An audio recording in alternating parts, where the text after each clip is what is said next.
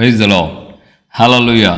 దేవుని పరిశుద్ధ నామానికి మహిమ కలుగును గాక. క్రీస్తునందు నా ప్రియమైన దేవుని బిడ్డలని మీ అందరికీ ఉదయకాలపు శుభములు తెలియచేస్తున్నాను. ప్రియమైన సహోదరి సహోదరులారా, దేవుడు మనల్ని ఇంతవరకు ఆయన కాపాడి తన యొక్క కృపగల రెక్కల నీటిలో ఆయన మనల్ని దాచి భద్రపరిచారు. ఈ రోజున ఈ విధంగా ఆయన నామఘనత కొరకు మనం సజీవులుగా ఉండటానికి ప్రభు చూపిన ఉన్నతమైన కృపను బట్టి మనం ఆయనకి కృతజ్ఞతాస్తుతి చెల్లింపబద్దులమైన ఆమేన్. హల్లెలూయా. సో దేవుని యొక్క లేఖనంలో నుండి ఒక చిన్న మాటను ఈ రోజున మనం ఆదికాండం 45 అధ్యాయంలో ధ్యానించబోతున్నాం. ఆ 45 అధ్యాయంలో రెండోసారి యోసేపు యొక్క సహోదరులు ఐగుప్తుకి వచ్చారు. బెన్యామీనును తోడుకొని వచ్చారు. సో బెన్యామీనును తోడుకొని వచ్చిన తర్వాత యోసేపు వాళ్ళకి భోజనం పెట్టాడు.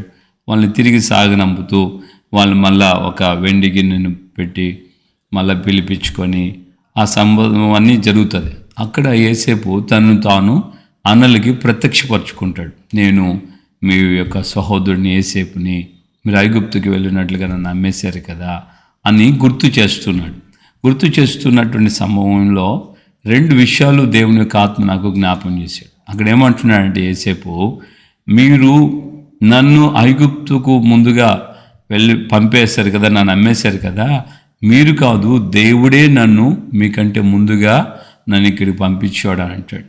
సో ఆ విధంగా దేవుడు నన్ను ఇక్కడికి పంపించాడు అని చెప్పినటువంటి యోసేపు తన అన్నలతో ఏమన్నాడంటే, మీ ప్రాణ రక్షణ కొరకు అని అంటాడు. మీ ప్రాణ రక్షణ కొరకు దేవుడు నన్ను ముందుగా ఇక్కడికి పంపించాడు అని 7వ వచనంలో అంటాడు, మిమ్మల్ని ప్రాణముతో బ్రతికించడానికి, దేశంలో మీరు బ్రతికి ఉండడానికి దేవుడే నన్ను ఇక్కడ పంపించాడు. మీరు నన్ను అమ్మేసినందుకు మీరు చింతించొద్దు, బాధపడొద్దు, అది మీకు సంతాపం పుట్టనియొద్దండి. దేవుడే మిమ్మల్ని ప్రాణముతో రక్షించడానికి అని ఒకవైపున, రెండోదిగా ప్రాణముతో మిమ్మల్ని బ్రతికించడానికి, సజీవులుగా నిలబెట్టడానికి నన్ను ముందుగా పంపించాడని. దేవుడి బిడ్డలారా గమనించాలి. సో తాను దేవుని యొక్క ప్రేమను బట్టి తన అన్నలతో తమ్ముడితో ఏమని చెప్తున్నాడంటే, మీరు నన్ను అమ్మేసినందుకు బాధపడొద్దు అంటే అక్కడ మనం గమనించాల్సిన విషయం, దరిదాపుగా 15 సంవత్సరాల పాటు అంటే 13 సంవత్సరాలు ఖచ్చితంగా ఫరో ఎదుటికి నిలబడేటప్పటికి యోసేపుకి 30 సంవత్సరాలు, తండ్రి దగ్గర నుంచి పంపబడినప్పుడు 17 సంవత్సరాలు, 13 సంవత్సరాలు శ్రమలు అనుభవించాడు, బాధలు అనుభవించాడు, కష్టాలు అనుభవించాడు, కన్నీళ్ళు అనుభవించాడు. తనకు పుట్టిన 2 పిల్లలకి ఆయన పేరు పెడుతున్నప్పుడు కూడా అంటాడు, బాధ నొందిన దేశమందు నన్ను అభివృద్ధి పొందించానని ఎఫ్రాయిం అని పెట్టాడు. రెండవడికి, మొదటోడికి మనషే అని పెట్టేటప్పుడు ఏమన్నాడంటే, నాకు కలిగిన సమస్త బాధను నా తండ్రి ఇంటి వారందరినీ మర్చిపోనట్లుగా చేసినని చెప్పి మనషే అని పెట్టాడు. సో మనషే, ఎఫ్రాయిము అన్న పేర్లు పెట్టేటప్పుడు కూడా ఆ యొక్క వేదన, ఆయన గుండెల్లో ఉన్నటువంటి భారం, ఆవేదన అది స్పష్టంగా అర్థమవుతుంది. బాధ నొందిన దేశమందు దేవుడు నన్ను అభివృద్ధి పొందించాడు. ఐగుప్తులో నాకు కలిగిన బాధను నా తండ్రి ఇంటి వారందరినీ మర్చిపోనట్లుగా దేవుడు చేశాడు. అంటే వాళ్ళందరినీ మర్చిపోవటం అంటే వాళ్ళు చేసిన కీడు అంతటిని మర్చిపోవటం. ఈ రోజున చాలామంది తాము అనుభవించినటువంటి ఆ శ్రమలు, ఆ బాధలన్నీ ఇంకా జ్ఞాపం పెట్టుకొని, వాళ్ళ వలన నాకు ఈ స్థితి పట్టింది, వాళ్ళ వలన నాకు ఈ గతి పట్టింది, వాళ్ళ వల్ల నేను ఈ పరిస్థితుల్లో ఉన్నాను, ఇట్లా అని చెప్పి చాలా వేదనతో కృంగిపోతూ ఉంటారు.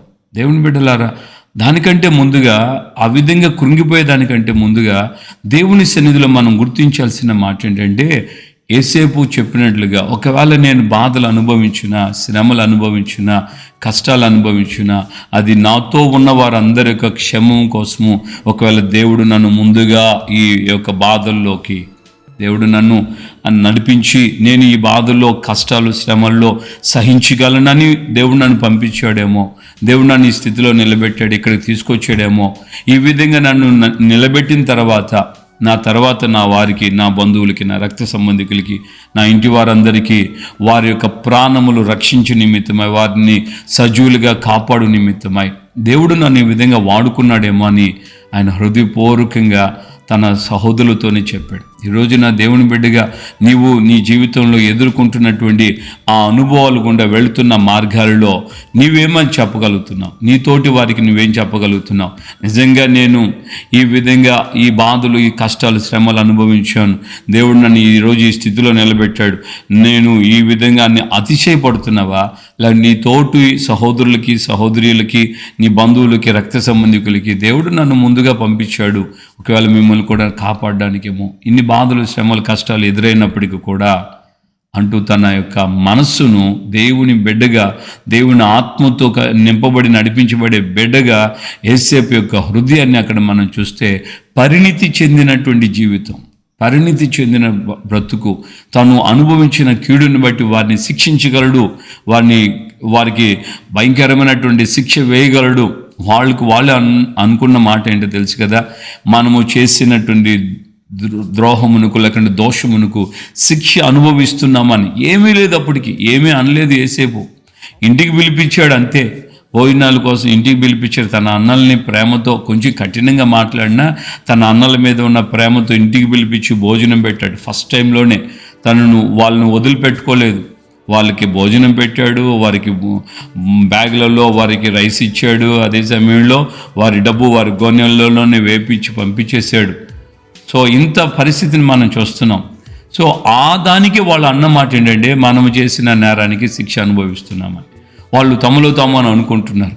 దేవుని బిడ్డలారా, ఈ రోజున నీవు పరిణితి చెందిన వ్యక్తిగా ఉండగలిగితే, పరిణితి చెందిన జీవితంగా నీ జీవితం ఉంటే, శ్రమలను అనుభవించిన, బాధలను అనుభవించిన, కష్టాలను అనుభవించిన దేవుడు నన్ను ముందుగా పంపాడు ఇలాంటి వీళ్ళని ఆదరించడానికి. నీ ఇరుగు పొరుగు కావచ్చు, నీ గ్రామం కావచ్చు, నీ పట్టణం కావచ్చు, దేవుడు నిన్ను ఎందుకు పంపించాడో సర్టన్ టైం, ఆ టైం వరకు నువ్వు సహనముతో దేవుని సన్నిధిలో పరిశుద్ధతను కాపాడుకొని ప్రార్థన చేస్తున్నట్లయితే నిత్యముగా నిన్ను దేశించిన వారు, నిన్ను దూషించిన వారు, నీ మీద చెడ్డగా మాట్లాడిన వాళ్ళందరినీ దేవుడు నీ దగ్గరికి తీసుకొస్తాడు. వారందరికీ నువ్వు పోషణకర్తగా ఉంటావు, వారందరినీ నువ్వు సంరక్షించే వ్యక్తిగా ఉంటావు. ఒకవేళ నీ సొంత తండ్రి ఇంటి వారే కావచ్చు, నీ బంధువర్గమే కావచ్చు, దేవుడు ఖచ్చితంగా నిన్ను ఆస్వాదించి నిన్ను దీవిస్తాడు. నీ ద్వారా వారికి కూడా క్షేమ సమాధానాలు కలిగేటట్లుగా చేస్తాడు. ధైర్యం తెచ్చుకుందామా? పరిణితి చెందిన మనస్సుతో ఆలోచిద్దాం. పరిణితి చెందిన హృదయంతో దేవుని సన్నిధిలో మనం విశాల దృక్పథంతో, సంకుచిత హృదయంతో కాకుండా విశాల మనస్సుతో మనం దేవుని సన్నిధిలో ఈ విధంగా ప్రవర్తనను కొనసాగించాలని, క్షమించాలని, చేర్చుకోవాలని. సొంత బంధువుల్ని క్షమించాడు, చేర్చుకున్నాడు, ప్రేమ చూపించాడు, ఎన్ని విధాలుగా వారితో మాట్లాడు వాళ్ళందరూ ఏడుస్తుంటే వాళ్ళందరినీ ఓదార్చాడు, ధైర్యపరిచాడు. ఆ విధమైనటువంటి మనస్సు యేసేపులో మనం చూస్తున్నాం. కనుక యేసేపు జీవితం ప్రతిరోజు ఒక లెసన్, మనం మర్చిపోని అవసరం లేదు. యేసేపు యొక్క జీవితంని మనం ధ్యానిస్తూ ప్రతిరోజు ఆ జీవితంలో ఉండే ఒక చక్కటి పాఠాన్ని మనం నేర్చుకోవచ్చు. ప్రార్థన చేసుకుందామా? ధైర్యం తెచ్చుకు. నువ్వు కూడా శ్రమలలో, బాధలలో, వేదనలో, దుఃఖాలలో, నిందల్లో, అవమానాల్లో ఉన్నావా? అధైర్యపడుకు. తప్పకుండా నువ్వు అనుభవించిన శ్రమలు కొంతకాలమే, అవి అవగానే దేవుడు నిన్ను ఒక ఉన్నతమైన స్థితికి తీసుకెళ్తాడు. తద్వారా నీవు అనేకుల్ని పోషిస్తావు, అనేకుల యొక్క ప్రాణమును రక్షిస్తావు, అనేకుల్ని ప్రాణముతో బ్రతికింప చేసేటట్లుగా, దేశంలో సజీవులుగా భూమి మీద వారు ఉండేటట్లుగా నీ ద్వారా దేవుడు సహాయం చేసి నడిపిస్తాడు. ప్రార్థన చేసుకుందాం. ప్రేమగల తండ్రి, మీకు వందనాలు. ఈ ఉదయకాలం ముందు మాతో మీరు మాట్లాడి మీరు చెప్పినటువంటి మాటలను బట్టి మీకు స్తోత్రం. యేసేపు యొక్క జీవితాన్ని మరొకసారి మా కళ్ళ ముందు నిలబెట్టారయ్యా. పరిణితి చెందినటువంటి హృదయాన్ని, మనస్సును మాకు మీరు జ్ఞాపకం చేశారు.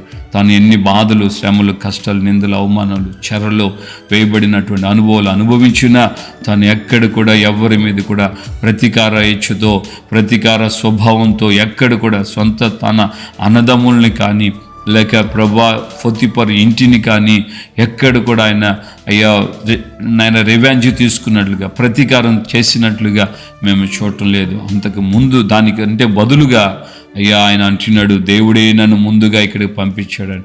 కనుక నా ప్రభా, ఈ ఉదయకాలం ముందు నీ బిడ్డలైన మేమందరము ఈ విధమైన పరిణితి చెందిన మనసుతో మా జీవితాల్లో మేము ముందుకు సాగుటకు సహాయం ఇచ్చాడు. క్షమించి, సహించి, భరించి మేము ఎన్ని బాధలు అనుభవించినా మా తోటి వారికి మా ద్వారా మేలు, క్షేమము, సమాధానం, దీవెన కలిగేటట్లుగా మా ప్రవర్తన ఉండాలని మీ లేఖనాల ద్వారా మీరు విశుద్ధపరిచారు. కనుక ప్రతి మాట మా హృదయంలో నీరు కట్టండి, ఫలింప చేయండి. మేము తగినట్లుగా మేము జీవిస్తూ ముందుకు సాగుతూ సహాయం చేయండి. ఘనత, మహిమ, ప్రభావాలు మీరు మాత్రమే పొందమని యేసయ్య పరిశుద్ధ నామములో ప్రార్థన చేసి పొంది ఉన్నాము తండ్రి. ఆమేన్. మన ప్రభువైన యేసుక్రీస్తు కృపయు, తండ్రి అయిన దేవుని ప్రేమ, పరిశుద్ధాత్మిక అన్యోన్య సహవాసం, సమాధానం ఇప్పుడు ఎల్లప్పుడూ సకల పరిశుద్ధులకి మనకును ప్రభు రాకడ పర్యంతం కృప మనకు తోడే ఉండి నడిపించును గాక. ఆమేన్, ఆమేన్, ఆమేన్. హల్లెలూయా. ప్రభుపేట అందరికీ వందనాలు. పరిణితి చెందిన మనసుతో మనం ఆలోచిద్దాం, భావిద్దాం. దేవుని సన్నిధిలో ఆ విధమైన క్రియను కొనసాగిద్దాం. దేవుడు నిన్ను మర్చిపోనివ్వకుండా, ఏసేపు సాధారణంగా మరవబడలేదు. 110 సంవత్సరాలకి ఏసేపు చనిపోయినా అనేక సంవత్సరాలు ఏసేపును ఎరిగిన రాజులు ఐగుప్తుని పరిపాలించారు. దరిదాపు 400 సంవత్సరాలు ఏసేపు అంటే ఎవరో తెలుసుకున్నారు. ఏసేపు అంటే ఎవరో ఆయనకి ఆ రాజరికానికి వచ్చిన ఫరోలందరూ గుర్తుపట్టారు. అంత ఉన్నతమైనటువంటి జీవితకాలం, చాలా దీర్ఘాయువుతో యేసేపు యొక్క పేరును ఆ రోజులే కాదు, ఈరోజు కూడా మనం ధ్యానించేటట్లుగా ప్రభు సహాయం చేశారు. నువ్వు కూడా ఆ విధంగా క్షమించు. ఇవాళ నువ్వు భరించిన కష్టాలు, కన్నీళ్లు, నిందల, అవమానాలు నువ్వు సహించిన, తప్పకుండా దేవుడు నీకు మేలు చేస్తాడు, దీవెనకరంగా మారుస్తాడు. కృప మనకు తోడుగా ఉండనుగా. ఆమేన్. Praise the lord.